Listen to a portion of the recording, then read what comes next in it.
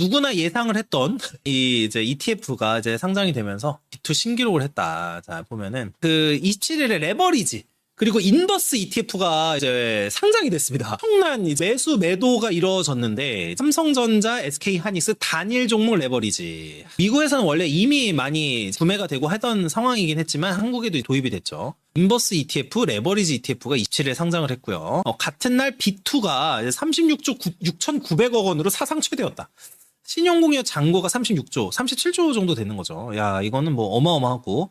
그날 ETF에 하루 만에 10조 원이 누입이 된다. 그래서 삼성, SK 하이닉스 개별주도 사상 최고치를 경신했다. 이번 주에 하이닉스나 삼성 들고 있으셨던 분들은 뭐 수익이 많이 났겠죠. ETF에 하루 만에 10조 원 넘는 자금이 유입됐고 삼성, SK 하이닉스 개별주도 사상 최고치를 경신했다. 자, 신용공여 잔고가 36.69조, 36조 6,900억이죠. 종전 최대치가 5월 15일이었는데 일대 36조 5,675억 원이 종전의 최대치였는데 2주 만에 갱신을 했습니다. 그럼 신용공여가 뭐냐? 증권사가 투자자에게 돈을 빌려줘서 주식을 사게 하는 것을 신용공여라고 합니다. 보통 신용이라고 하면은 돈이죠. 그리고 돈을 공여한다는 거죠. 돈을 이제 빌려줘서 주식을 사게끔 이제 주는 게 그렇고 결국에 빚이에요. 그렇죠? 투자자가 빚을 내서 주식을 사고 있다는 의미가 신용공여 잔고를 얘기를 한다. 이렇게 하는 거죠. 그리고 코스피만 사상 최고, 코스닥은 줄었다. 오히려 코스닥은 떨어졌어요. 코스피의 신용거래 융자 같은 경우에는 26조 8,337억 원이에요. 신용거래 융자 이것도 빌린 돈이에요. 5거래일 만에 사상 최고치 또 경신했고 삼성, SK 하이닉스가 모두 코스피에 있어요. 근데 코스닥이 없어. 코스닥을 보면은 코스닥 신용거래 융자는 9조 8,563억 원입니다. 그래서 지난 4월 대비 약 10% 낮은 수준이고 자금이 코스피 그중에서도 이제 반도체로 쏠린 흐름이다. 그다음에 ETF에 하루만 10조 원이 몰렸다. 그래서 27일에 단일 종목 레버리지 인버스 ETF 거래 대금이 SK하이닉스 관련 상품은 얼마였다? 7조 1,103억 원이고요. 삼성전자 관련 상품은 3조 2,132억 원입니다. 하이닉스가 훨씬 많았어요. 그래서 합산이 10조 원이네요. 10조 원 이상. 그래서 이렇게 자금이 몰린 건 이례적인데 그래서 같은 날 또 개별주도 사상 최고치인 게 하이닉스 9.31% 증가, 삼성전자 2.68% 증가. 그래서 이때 이제 장중 역대 최고치 경신했고 오늘도 올랐죠. ETF 흥이 개별주 수급에도 가장 이제 긍정적인 영향을 준다. 당연히 그렇겠죠. 그러니까 포모 오는 것도 이해가 될 만해요, 사실은. 자, ETF가 어떻게 주가를 끌어올리는지 메커니즘에 대해서 좀 설명을 하는데 자, 보면은 ETF로 자금이 유입되면은 당연히 운용사 입장에서는 레버리지 ETF나 뭐 인버스 ETF 하려면 선물 같은 거를 많이 구매를 해야겠죠.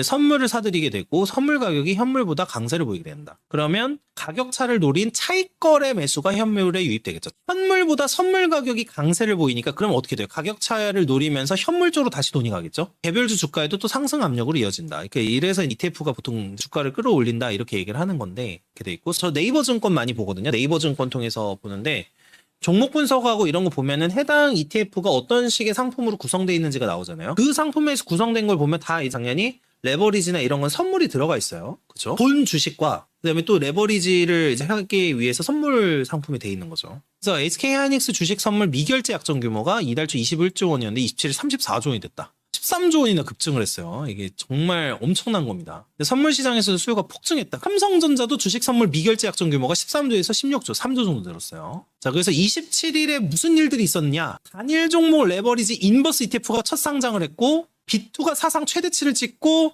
코스피 신용거래 융자가 사상 최고치를 찍고 ETF에 10조 원 이상이 들어갔다. 삼성, SK하이닉스 개별주 사상 최고치 찍고 주식 선물 미결제 약정이 급증했다. 근데 이 내용들을 이렇게 쭉 보다 보면은 불안한데 뭔가 이렇게 소식들이 이렇게 딱 보면은 이게 뭔가 버블의 느낌이 확 나. 뭔가 내용이 위험한데라는 느낌이 좀 들죠. 아, ETF 투자하면서 기간 많이 판다고 댓글 다는 애들 제일 웃김. 아, 그거 진짜 웃겨요. ETF 상품이 뭔지를 모르나 봐. 참 이거 신기해요. 이거는 그냥 진짜 한국 증시에서 있지 않았던 상황들이에요. 계속. 그러니까 랠리가 좋을 때는 많이 있었어요. 랠리가 쫙 좋을 때 많이 있었고 뭐 2008년 이후에 2011년까지 올라갈 때도 그랬고 또 2000년대 초반에도 또 그랬고 또 과거에도 또 그랬고 그런 시절은 계속 있었는데 지금 2500선에서 지금 8500 오늘 8500 넘었던 것 같은데 8500 막 이렇게 오는데 정말 무섭게 이 정도로 빠르게 오른 게 진짜 역사에 거의 없었던 거기 때문에 좀 지켜보긴 해야 될 것 같아요. 근데 이거를 이제 보면서 느끼는 게 일반 친구들 입장에서는 예를 들면 레버리지 상품, 레버리지 ETF에 들어갔다. 거기다가 신용까지 썼다. 자, 그러면은 그걸 사서 하루에 이렇게 해서 오르는 폭을 딱 보면서 하이닉스 이렇게 이제 막 올랐다. 그러면은 예를 들면 신용을 쓰고 뭔가 레버리지까지 썼다. 레버리지 ETF까지 들어갔다. 그러면 일반적인 사람들이 한 5천만 원 가지고 시작을 했어도 이렇게까지 오르면 하루에 뭐 그냥 몇백, 몇천을 벌잖아요. 지금 한 막 1,000만 원씩 벌 거예요. 근데 이게 부작용이 뭐냐면 일반 사람들 중에서 이거를 맛을 들이고서 회사를 때려칩니다. 그리고 일단 회사 일에 집중이 안 돼. 왜냐면 아니 이거 내가 회사 한 달 해가지고 250, 300 받는데 하루에 그냥 주식으로 막 500, 1000씩 늘어나니까 요런 상황들이 되다가 나락가는 경우가 정말 많았거든요. 나락으로 가는 경우가 진짜 많았어서 그런 일이 발생하지 않으려면은 계속해서 이런 식으로 올라줘야 되는데 잘 모르겠다. 원래 주식이 그렇게 될 수가 없거든요. 그런 친구들이 진짜 좀 위험하지 않을까라는 게 이제 생각이긴 해요. 이게 뇌가 진짜 망가져서 그런데 이게 이제 ETF 얘기를 했고 이제 그러면 또 그다음에 뭐냐 신용대출 얘기를 할게요. 이게 좀 무섭습니다 지금. 이거 계속 카페에 갔을 때 삼성전자랑 하이닉스 얘기가 들려요. 자, B2. 코스피 급등장 속에서 B2가 재점화됐다. B2 열풍이 재점화된다. 자, 그래서 신용대출 잔액, 그러니까 5대은행 신용대출 잔액이 107조 원이에요. 그래서 2년 6개월 만에 최대, 그러니까 대출이 계속 늘어나고 있고요. 근데 원래 자본주의 사회에서는 대출이 계속 늘어나는 게 맞아요. 맞는데 요 중에서 증가폭 같은 거 보면은 아무래도 이게 코스피 급등장에서 들어가서 수익을 보려고 신용대출을 하는 게 아닐까 이렇게 짐작이 되죠. 이달 증가폭만 2조 7천억이고 5년 만에 최대였어요. 그리고 신용대출 금리가 얼마냐면 지금 6%에 육박한다고 하는데 수요가 늘어나는 이례적인 상황이다. 그래서 5대은행 신용대출 잔액을 보면은 국민, 이제 KB, 그다음에 신한, 하나, 우리, NH농협이잖아요. 107조 805억 원이에요. 23년 11월 이후에 최대치다. 2년 6개월 만에 가장 높은 수준이고요. 신용대출이. 이달 증가폭은 5년 만에 최대다. 그래서 코로나19 이후 초저금리 유동성 공급으로 B2LP가 거셌던 때와 비슷한 수준이다. 돈이 많이 지금 계속 늘어나요. 그쵸? 그래서 지난해 12월부터 올해 4월까지 5대은행 신용대출 잔액은 1조 2천억 감소를 했어요. 정부의 가계대출, 그때 DSR로 완전히 묶어버렸죠. 그래서 딱 1년치 소득, 보통 그 DSR로 그냥 딱 해가지고 묶어서 1년치 소득만큼만 신용대출을 해주는 걸로 지금 사실 바뀌었었죠. 그래서 감소를 했었다가 갑자기 포모가 터지면서 이거는 빠지면 안 된다. 이런 장에서 안 들어가면은 바보다. 그래서 코스피가 이제 사상 최고치를 계속해서 갱신을 하면서 여기에 돈이 엄청나게 들어가고 있죠. 근데 그동안은 고신용자는 자금 필요성이 크지 않아 잔액이 줄었던 것이라고 해석했던 게 은행권 해석이었는데 아까 말씀드린 대로 포모로 인해서 많이 늘었다. 추가 호재는 또 보면은 근데 이거는 거의 저는 소멸된 이슈라고 보는데 이란 미국 간 종전 협상의 가시화다. 삼성전자 노사 협상 타결. 요거 때문에 요거 노사 협상 된 날 좀 와서 또 삼성이 좀 올랐었죠. 그래서 이게 추가적으로 호재라고 하면 호재겠다. 이례적인 점을 좀 보면은 신용대출 금리가 이미 상단이 6%까지 갔어요. 아직 뭐 6%를 넘은 건 아니지만 지난해 5월 말 대비해서는 많이 늘었죠. 상단이 0.78%포인트 늘었는데 대출이 계속해서 늘어나고 있다. 뭐 당연하죠. 내가 연으로 이자로 해서 한 6%, 5% 냈다. 아니 내가 오늘 하루에도 5%, 6% 주식이 오르는데 당연히 사는 거죠. 자, 은행권 관계자는요. 시장금리 상승에 더해서 은행들이 조정금리까지 올리고 있다. 신용대출 금리가 매우 높은 수준을 띄고 있다. 그러니까 결국에 이게 뭘까요? 신용대출을 찾는 사람이 많다는 얘기죠. 이렇게 올려도 신용대출을 받아. 은행은 저는 딱 요거 보면서 딱 이런 생각이 들었죠.